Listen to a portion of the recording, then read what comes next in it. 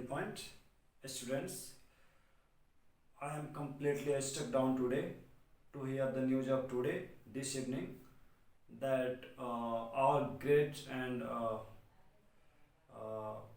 one of the most important diamond of this country, the great Bipin Rawat, is no more. I was taking class of someone. मैं कुछ class ले रहा था but जैसे ही मैंने ये न्यूज़ सुना कम्प्लीटली मैं I was completely stuck down broken मतलब बोल नहीं सकता कितना तकलीफ़ हुआ स्टूडेंट्स एक्चुअली बिपिन रावत एक ऐसे साधारण मानव नहीं थे अपने इंडिया के अपने देश के एक बहुत कीमती हीरा थे वो prestigious person not a person prestigious diamond मतलब उनके बारे में जितना भी बात करें दैट इज लेस बहुत कम है actually the main reason of his dying उनके मरने का मेन वजह वही चॉपर क्रैश रहा जैसा कि मैंने सुना फर्स्ट ऑफ ऑल उनकी कहानी शुरू कहाँ होती है उसके बारे में थोड़ा हम बात कर लें उनकी बायोग्राफी के बारे में क्योंकि वो एक साधारण मानव नहीं थे इसलिए उनके बारे में थोड़ा जानना उनकी बायोग्राफी के बारे में जानना हमारे लिए बहुत इम्पोर्टेंट है एक्चुअली मैं आपको बता देना चाहता हूँ कि उनके साथ जो है वो 14 लोग जो है एक विमान में जा रहे थे एक चॉपर में जा रहे थे फ्रॉम शुलूर स्टेशन जो कोयम्बटूर से है वहाँ से उनकी जर्नी शुरू हुई है वहाँ से जा रहे थे वो किसी फंक्शन में पार्टिसिपेट करने विथ हिज वाइफ अपने स्पाउस के साथ अपने धर्म पत्नी के साथ जिनका नाम मैंने यहाँ पे मेंशन कर दिया है मधुलिका रावत जो कि उनकी वाइफ है उस सबके साथ 14 लोग जा रहे थे but unfortunately due to some reasons the chopper was crashed completely crashed और एक को छोड़ के बाकी 13 लोग as well as the Bipin Rawat and his wife Madhulika Rawat was dead that's why कुछ पहले इनके जर्नी के बारे में हम जानेंगे एक्चुअली बिपिन रावत क्या थे अभी क्या थे उनकी पहले जर्नी कहाँ से स्टार्ट हुई इसके बारे में थोड़ा बात कर लें बिपिन रावत की जर्नी 1958 से 2021 तक उनकी जर्नी रही है यह इंसान 1958 में जन्मे एक गढ़वाली परिवार उत्तराखंड में गढ़वाली एक तरह का टाइटल जो कि उत्तराखंड के आपका ब्राह्मण फैमिली से थे वो इनकी फैमिली शुरू से ही सेना इनका बैकग्राउंड शुरू से ही सेना में डिफेंस में रहा है दैट्स वाई इनका जो ब्लड था कम्प्लीटली देशभक्त वाला था 1958 उत्तराखंड के गढ़वाली परिवार से जन्मे 1978 में पहली बार वो आर्मी थल सेना में शामिल हुए धीरे धीरे उनकी मुझे लगता है 27 साल के सेवा के बाद 2016 में जैसा कि उनको जो है 27वां आर्मी चीफ बनाया गया इसके पहले मैं बता देना चाहता हूँ कि ये इंसान जो है मतलब शुरू से ही बहुत सौजवान बहुत शार्प माइंड का बहुत इनकी जितनी तारीफ करें बहुत ही कम है बहुत हर तरीके से बहुत स्मार्ट पर्सन थे एक तरह से कहें तो अभी जिस पद पे थे उसका नाम है सीडीएस के बारे में मैं बताना चाहता हूँ चीफ डिफेंस स्टाफ ये डिफेंस का सबसे चीफ स्टाफ थे सीडीएस जैसा कोई हमारे इंडिया में पहले पद अभी जो हुआ पहले कोई पद नहीं हुआ करता था लेकिन 2019 में 2019 में पीएम नरेंद्र मोदी जो कि फ्लैग होस्टिंग किए थे रेड फोर्ट से वहाँ से उन्होंने सीडीएस सिस्टम लेके आया, सीडीएम एक पोस्ट लेके आया।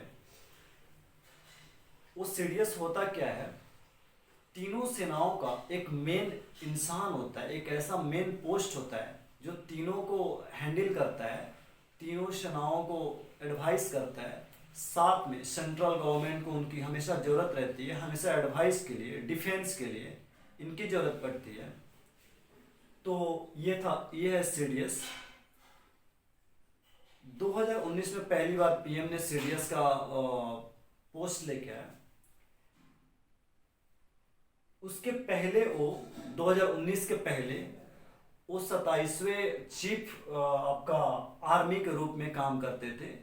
उनके स्मार्टनेस, उनके हर तरीके से स्मार्ट पर्सन थे, वो बहुत शौर्यवान पर्सन थे। उसी को देखते हुए 2020 जनवरी में उनको सीडीएस के फॉर्म में, सीडीएस के पोस्ट पे ले आया गया। 2020 में सीडीएस के पोस्ट पे उनको ले आया गया। मैं आपको बता दूं, उनको उस टाइम में, जिस टाइम वो अपना ट्रेनिंग कर रहे थे, उस ट्रेनिंग के टाइम में एक ऑनर दिया गया था, जिस ऑनर का एक सम्मान दिया गया था, जिस सम्मान का नाम है sword of honour. Sword of honour, इस चीज़ को याद रखें, बहुत इंपॉर्टेंट पॉइंट है ये।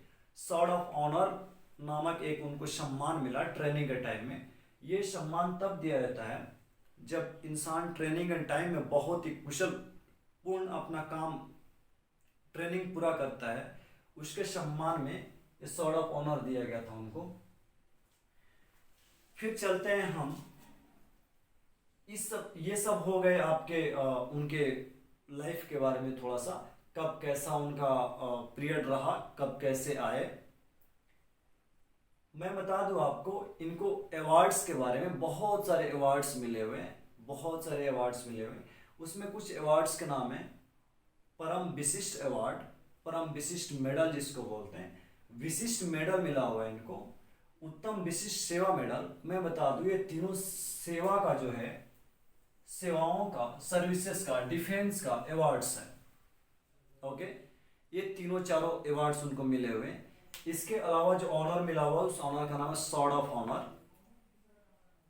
इनका काम क्या क्या है, इनको क्यों इतना मतलब प्रेस्टिजियस पर्सन क्यों माना जाता है? ये बहुत ही अच्छे अच्छे काम किए इंडिया के लिए, बहुत अच्छे डिफेंस में बहुत यूनिक काम किए उन्होंने। जिस टाइम वो अपने पद पे थे, उस टाइम साइनो इंडिया एस्क्रिमिस 1987, 1987 में, जब इंडो चाइना वार 1962 के बाद, जब इंडो इंडिया और चाइना के, चाइना लिबरेशन जो पार्टी थी उनके बीच जब टकरार हुआ था, उस टाइम यही बॉर्डर पे ये बहुत बड़ा अपना योगदान निभाए थे उस टाइम। सेकंड, इनका काम, सबसे इम्पोर्टेंट काम जो माना जाता है, UN mission in Congo. UN का जो मिशन चला था कॉन्गो में, इंडिया की तरफ से इन्होंने बहुत अच्छा लीडिंग किया था। इसके बाद म्यांमार स्ट्राइक 2015, म्यांमार में जो स्ट्राइक हुआ था उसमें, जिसमें इंडिया के बहुत सारे लोग, बहुत सारे आर्मी ऑफिसर्स मारे गए थे, उसमें पहली बार 2015 में इन्होंने ऑफशोर इंडिया के बाहर छक्के छुड़ाए थे। उसमें जो है लीडिंग रोल में यही थे। तो इस तरह से इनके काम बहुत ही याद करने लायक है। ये हमारे बिपिन रावत, द ग्रेट बिपिन रावत के कुछ वर्क्स। मैं बात करूं कि आखिर ये प्रॉब्लम्स ये होता क्यों है, कहीं क्रैश कर जाता है, सुबह उनकी इतनी हैप्पी फैमिली, रात को हैप्पी फैमिली, मॉर्निंग में कितने खुश, और किसी को एक्सपेक्टेशन नहीं थी कि ऐसा इस वक्त जो है ऐसा होगा। शाम आते आते 3 बजे ऐसा न्यूज़ सुनने को आया कि दे आर नो मोर। सो इसकी वजह क्या है, क्यों हुआ ये? देखिए हुआ क्या था, एक चॉपर जो है, चॉपर जिसको हेलीकॉप्टर बोलते हैं, हेलीपैड जिसको हेलीकॉप्टर बोलते हैं, वो सुलूर स्टेशन जो सुलूर एक जगह है कोम्बैटूर में, कोम्बैटूर डिस्ट्रिक्ट है, आईएएफ का, इंडियन एयरफोर्स का वहाँ पे एक स्टेशन है। उस स्टेशन से ये लोग किसी पार्टी में शामिल होने जा रहे थे, वो पार्टी नहीं, एक तरह से कहें तो मतलब एक तरह से लीड करने जा रहे थे, वहाँ पे गेस्ट के रूप में जा रहे थे अपनी वाइफ के साथ और अन्य 12 लोगों के साथ। रीजन क्या हुआ, क्यों चॉपर क्रैश हो गया, क्यों फट गया, इसके कुछ वजह माने गए हैं, अभी कुछ पता चला है। जैसे बैड वेदर, ऐसा कहा जा रहा है कि वो लोग जा रहे थे, वेदर सही नहीं था, बैड वेदर था, विजिबिलिटी क्लियर नहीं हो पाई, जिसके वजह से जो पायलट था उसको विजिबल नहीं हो पाया और प्लेन क्रैश कर गया। दूसरा ये माना जा रहा है कि पावर लाइंस, ये जो है जब ये चॉपर जा रहा था, किसी पावर लाइंस बिजली के तार वार से कहीं टकरा गया, जिसके वजह से ये चॉपर जो है क्रैश कर गया। तीसरा माना जा रहा है मैकेनिकल फेलियर्स। ऐसा क्यों होता है भाई साहब, मैकेनिकल फेलियर्स क्यों होगा? ऐसे प्रेस्टिजियस पर्सन को लेके जा रहे हो तो मैकेनिकल फेलियर्स क्यों हो रहा है? ये कहीं ना कहीं जो है उसमें के जो इंजीनियर्स हैं, जो एक्सपर्ट्स हैं, उनकी वीकनेस है, कमजोरी है। ऐसे प्रेस्टिजियस, ऐसे सम्मानित पर्सन को, जो इंडिया का एक बहुत बड़ा डायमंड था, वो अगर कहीं जा रहा है तो उसको थोड़ा सा अच्छे से मतलब पूरे चेक के साथ लेके जाएं। तो ऐसा माना जा रहा है कि मैकेनिकल का फेलियर्स हो गया, जिसके चलते वो है क्रैश कर गया, गिर गया। उसके बाद है ऐसा माना जा रहा है कि height at which chopper descent, ये माना जा रहा है कि जिस हाइट से चॉपर डिसेंट हो रहा था, उतर रहा था, वो हाइट बहुत ही ऊंचा था और उसी से बैलेंस बिगड़ जाने की वजह से, बहुत ऊंचा होने की वजह से नीचे गिरा और क्रैश कर गया। तो ये सब रीजन माने जा रहे हैं, बट आई डोंट थिंक कि it should be done that if a prestigious person is going somewhere, if a prestigious person is in someone, is in a chopper or plane, so एक security ही नहीं होनी चाहिए, एक जिम्मेवारी होनी चाहिए। कहीं ना कहीं डिफेक्ट्स जो ऑफिसर्स के हैं, जो इंजीनियर्स की हैं, उनको सोचना चाहिए कि एक मामूली सी जो है मिस्टेक्स जो है कितना बड़ा आज लॉस हो गया इंडिया का। सो इस गली पॉइंट की ओर से पूरे देश की तरफ से हार्दिक हार्दिक नमन है उन ऑफिसर्स को, उन सेनाओं को जो आज नहीं रहे। सबके लिए भगवान से यही कहा जाएगा कि कोई अच्छा जगह उन्हें मिले और उनके जैसे शौर्यवान और बड़े ऑफिसर्स इंडिया को चाहिए, ज़रूरत है। सो ये रहा हमारा उस प्रेस्टिजियस पर्सन के बारे में। तो बस यही देखिए, वो होता है ना कि लाइफ का कोई एक्सपेक्टेशन नहीं है, लाइफ की कोई उम्मीद नहीं है, कभी भी इंसान को कुछ भी हो सकता है।